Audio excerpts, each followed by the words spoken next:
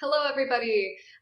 This is going to be our final video for week 2, so congratulations for making it this far.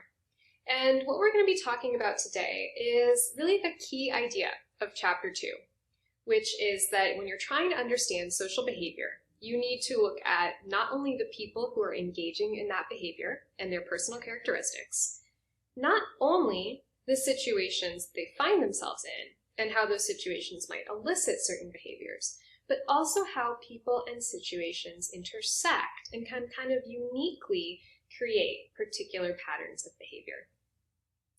And in order to really dig into this idea, which is very abstract, I want to make it concrete and use a concrete example. And we're going to be talking a little bit about Serena Williams. So before we go any farther, I'd actually like you to take 15 seconds, 20 seconds, and write down some traits or behaviors that you associate with Serena Williams.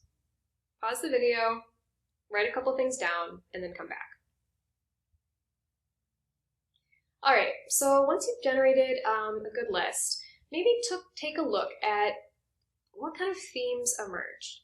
And I wish I could actually be asking you guys what you put down. In past in-person classes, people have said things like, you know, she's wildly athletic, a really strong person, strong sense of self-confidence, maybe a leader, an activist, right? Traits like this, comments like this might come up. So keeping this in mind, I'd like you to watch the following clip. Explosive moments on the biggest stage in tennis. You owe me an apology. I have never cheated in my life. I have a daughter and I stand what's right for her and I've never cheated. And you owe me an apology. Serena Williams hoping to clinch a historic 24th Grand Slam title, but trouble straight out of the gate for the great. Her 20-year-old opponent Naomi Osaka coming out swinging.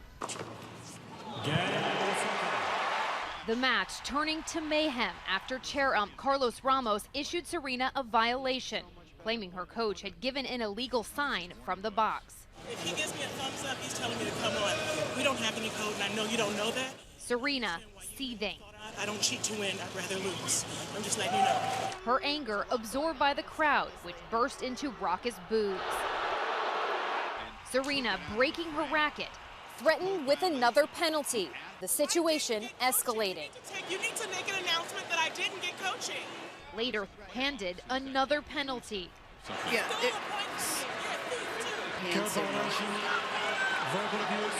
She calls for the referee. Serena then accusing the umpire of sexism. There are men out here that do lot worse because I'm a woman. Because I'm a woman, you're going to take this away from me? That is not right. In the end, Osaka outplaying her idol. The champion breaking down as the two embraced after the emotional match. Osaka's trophy ceremony tinted by the turbulence, but Serena herself pushing back. Let's give everyone the credit where credit's due, and let's not boo anymore. We're gonna get through this, and let's be positive. So, congratulations, Naomi. No more booing. So the first thing I want you to think about is the fact that what we just saw is pretty exceptional behavior, right? Whether or not you personally considered that to be appropriate, maybe you heard about it at the time and had your own kind of thoughts and opinions, it was definitely exceptional in the sense that it was not what people expected. It's not what is expected of a tennis player, it's not what people were expecting of Serena Williams, and it was so unusual that it was just splashed all over the headlines of most major publications in the days following this Grand Slam event, including a lot of attempts to understand what had happened and why we were seeing this behavior from Serena. Now, one other thing I want you to think about is if you look back at the couple of traits or adjectives you wrote down just a minute and a half ago, I'm guessing that they probably didn't align perfectly with the kind of behavior we just saw, right? You may have mentioned Serena being really strong, really athletic, really, intelligent or driven. You probably would not have said specifically she's somebody who yells at referees, right? And so if we're trying to understand from a social psychological perspective why we saw this exceptional behavior from Serena in this particular situation, we're going to want to try to examine both of those ingredients. In other words, the interaction between the personal qualities Serena is bringing to the court and the specific features of the psychological situation that she found herself in. And if we followed this line of thinking, we would be following the intellectual footsteps of a guy named Kurt Lewin. In fact, he's considered one of the forefathers of social psychology. And Lewin famously came up with the following formula to describe social behavior. B equals a function of P and E. In other words, behavior, B, is a function, some kind of mathematical derivative, of qualities of the person, P, and qualities of the environment, E. Now, it all seems a little bit abstract, but basically what this is saying is if you want to understand why Serena acted a certain way on the court, and if you wanted to understand how much of that was about her versus about the situation, you would want to compare it to her behavior off of the court, her behavior across a whole range of other situations, with family, with friends, relaxing. You'd also want to look at how other players reacted to similar situations. How do typical people react in a particular social environment or social situation? Now, in considering this equation, the person and the environment, let's first turn to understanding a little bit better what social psychologists mean when we say, quote, the person. It turns out that this is referring to basically anything that is a stable quality of who you are that you bring in to any situation you encounter. It includes things like your personality, how extroverted you are, introverted, conscientious.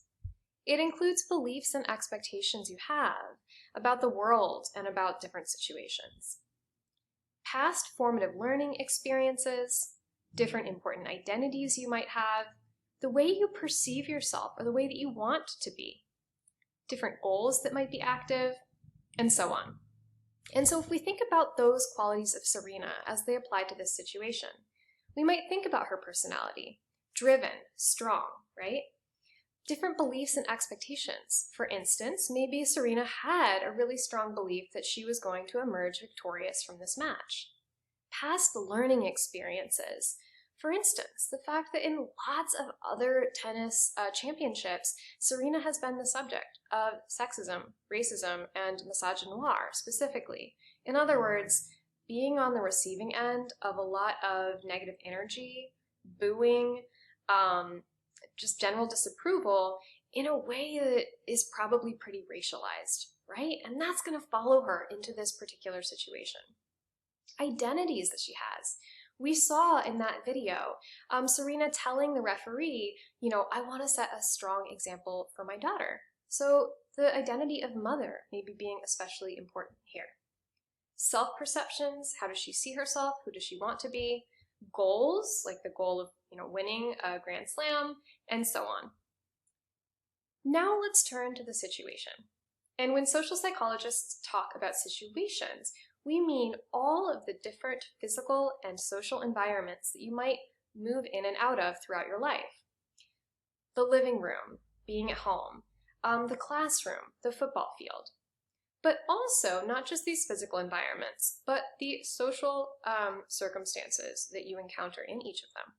So the idea that you're in a different situation when you're in your living room just chilling at home on your own versus when you're in the living room with family versus when you're in the living room at a raging party. And if you are a social psychologist and you are trying to analyze a particular situation, you are likely to pay especially close attention to certain factors of that situation. So less so maybe the color that the walls are painted, and more so things like opportunities, threats, and goals. Let's first turn to affordances, and that's our social psych jargony term for opportunities and threats. So thinking about the Dickinson context, if we're talking about the quarry or we're talking about the cafeteria, those are circumstances that afford the opportunity to eat, obviously, but also the opportunity to see friends or maybe potential romantic interests. Also remember that affordances can be both positive and negative.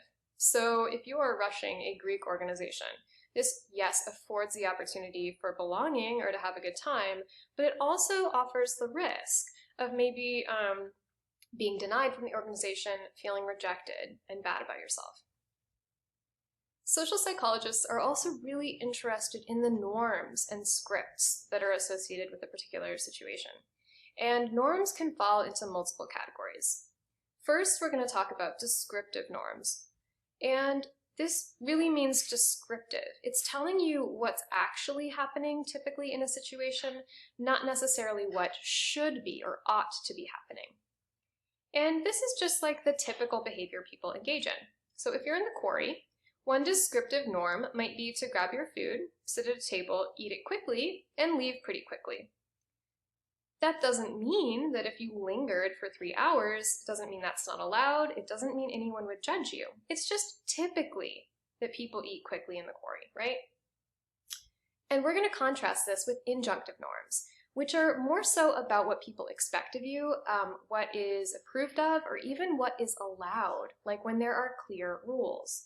So one obvious rule in a place like the quarry is you've got to pay for your food before you eat it.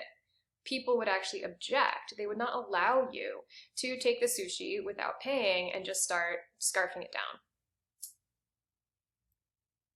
So all of this together, the different kinds of affordances that exist in a situation, the degree that there are descriptive norms and injunctive norms come together to make a situation more strong or weak.